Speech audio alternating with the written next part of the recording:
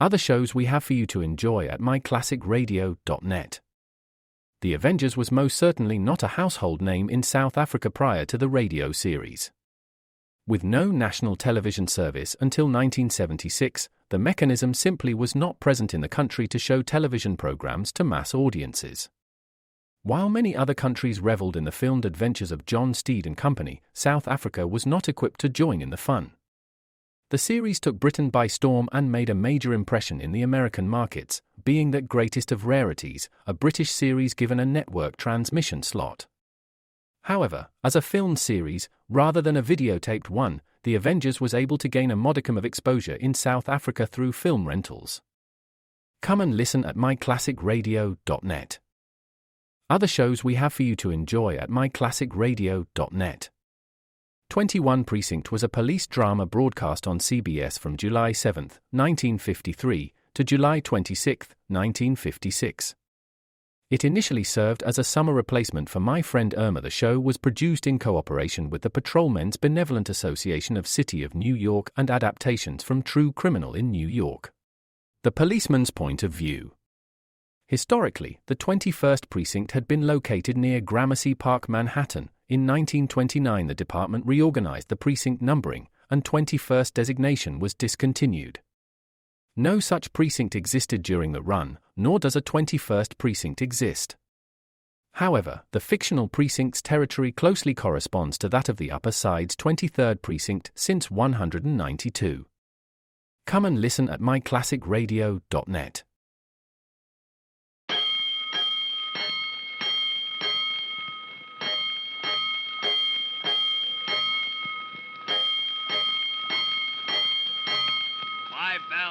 Stand by all stations. Attention, all districts.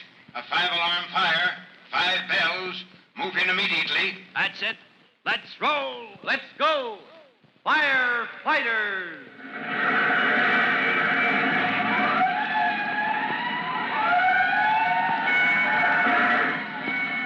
Presenting Firefighters, the true-to-life story of our unsung heroes who stand ready to ride by day or night against our most murderous enemy, the demon of fire.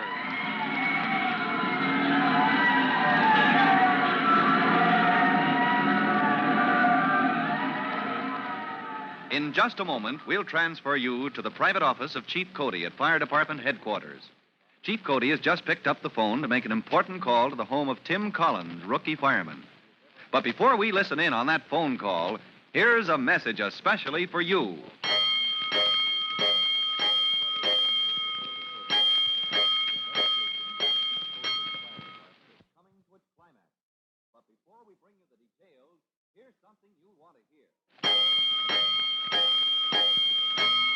Let's go, firefighters. Let's go to Chief Cody's office at Fire Department Headquarters, where you remember Trudy, 12-year-old sister of Tim Collins, rookie fireman, has just dropped in to ask the chief an important question. Just a moment ago, Trudy revealed to Chief Cody her reason for visiting him in his office. So I'm not here to see you as an old friend, Chief Cody. I was sent here as a delegation. A delegation, Trudy? Was sent by whom? By all the boys and girls at Northside School. We're going to have a fire prevention assembly at school tomorrow, and we want you to be our speaker. Well, now, Trudy, that's a real honor. What time is that assembly of yours tomorrow, Trudy? 11 o'clock. Oh, doggone. Just when I'll be meeting with the Fire Prevention Committee of the Commerce Club. Oh, dear. Well, now what'll I do? I've got it.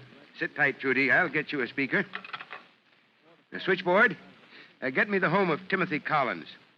That's right, Tim Collins of Hook and Ladder Company 3-1s. Oh, you're going to send Tim. Never say Chief Cody let an old friend down, Trudy. Oh, next to you, Chief Cody, Tim will be best of all. Hello.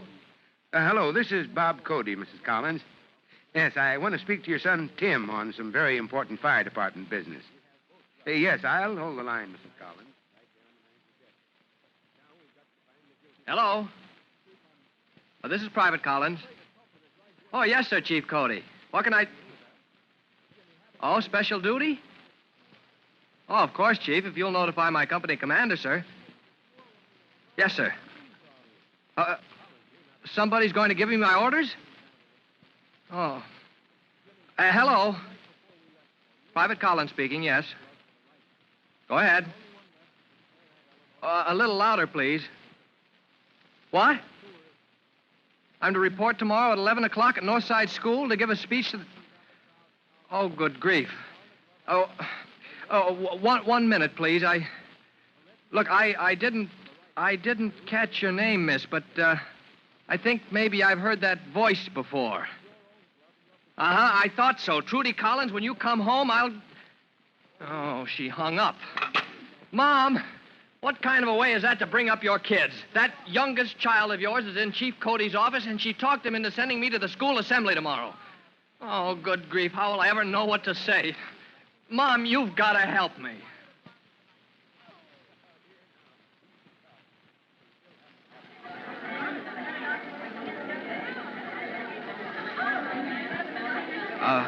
Miss Braddock. Yes, Tim? Miss Braddock, they aren't bringing in the kids from the junior high, too, are they, from the other building? Why, of course. Both junior and senior high school attend these special assemblies.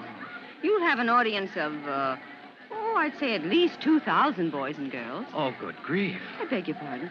Well, it's bad enough just sitting here on the platform, Miss Braddock, but to get up and talk to a crowd like that? Now, Timothy, it's your duty. And stop tugging at your collar. Oh, yes, Miss Braddock. My goodness, when you were here at Northside 4 years ago, you never minded a little thing like an audience. Oh, there's your brother, James. Huh? Oh, yeah, and Trudy, the little monkey. Oh, good grief, they're closing the doors. It's going to begin. It'll be over before you know it, Timothy. Now, just remember not to twitch at your collar. Yes,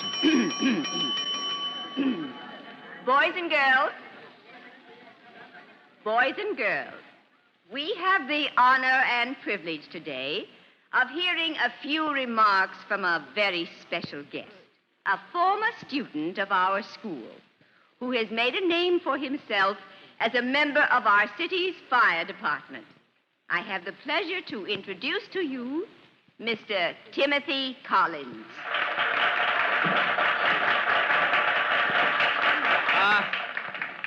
Thank you, Miss Braddock. Boys and girls, members of the faculty of Northside School. Boys and girls, I wonder if you know what fire is. I know. Hey, I know. Oh, who's that? You out there, you want to tell us? I'm Whitey Williams. And a fire, that's oxidation. When something combines with oxygen, that makes heat. And if it combines fast enough and makes enough heat, that's a fire. Oh, that's right. That's right. That's just what it is, Whitey. Now, listen carefully, boys and girls. From what he just said, here's what you need to cause a fire. I know, Tim, let me. Jimmy? Oh, all right, Jimmy, you tell us. Well, you need something that will burn.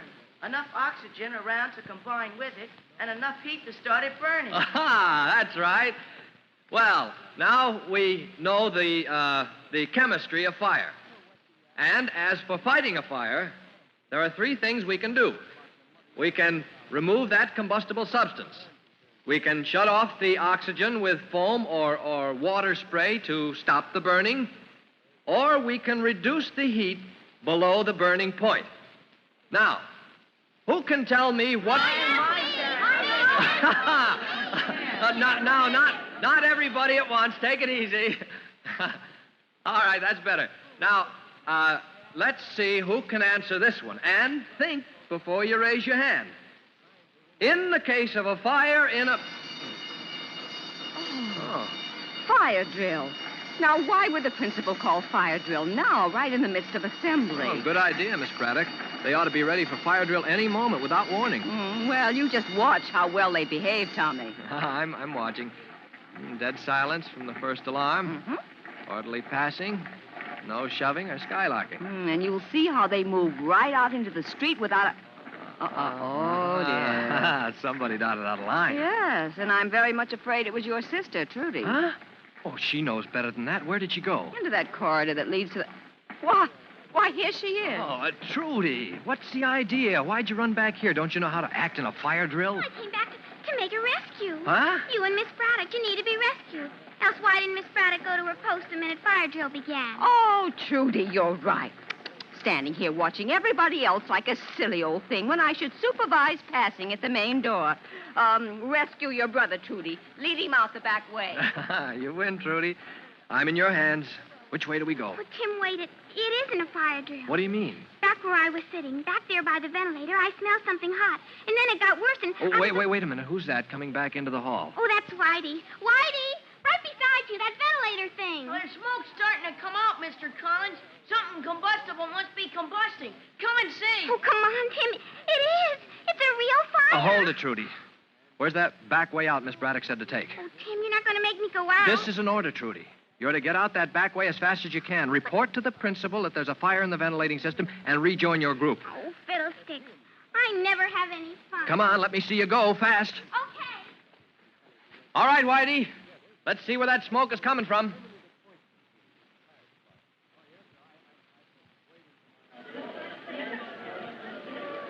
Hey, you watch out there. Cut out that talking in line. James, Jimmy Collins. Yes, Miss Braddock? Admit Whitey Williams to his group, please. Yes, ma'am. Hey, Whitey, where you been? Inside.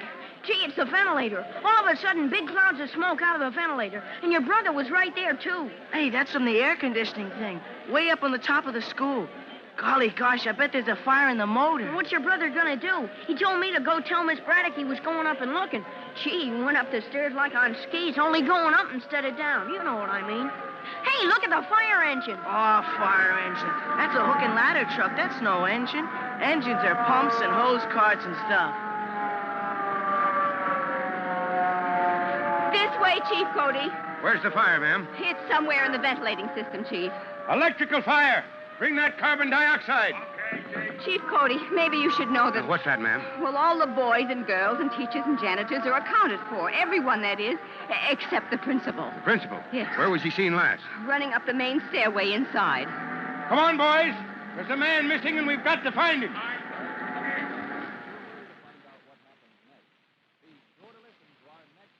Now, in a big modern school building, just as anywhere else, the wisest course for any civilian to take is to call the fire department and then leave it to the professional firefighters to confine the blaze and put it out.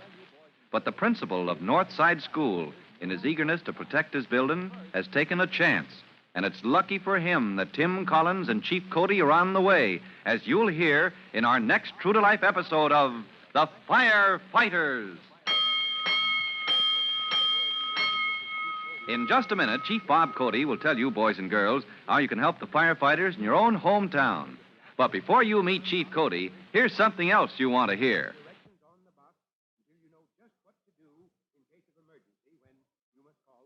And now, Chief Bob Cody with a special assignment for all young firefighters. Chief Cody. Hello, boys and girls. This is your friend, Chief Cody, and here is your special assignment. Attention, firefighters.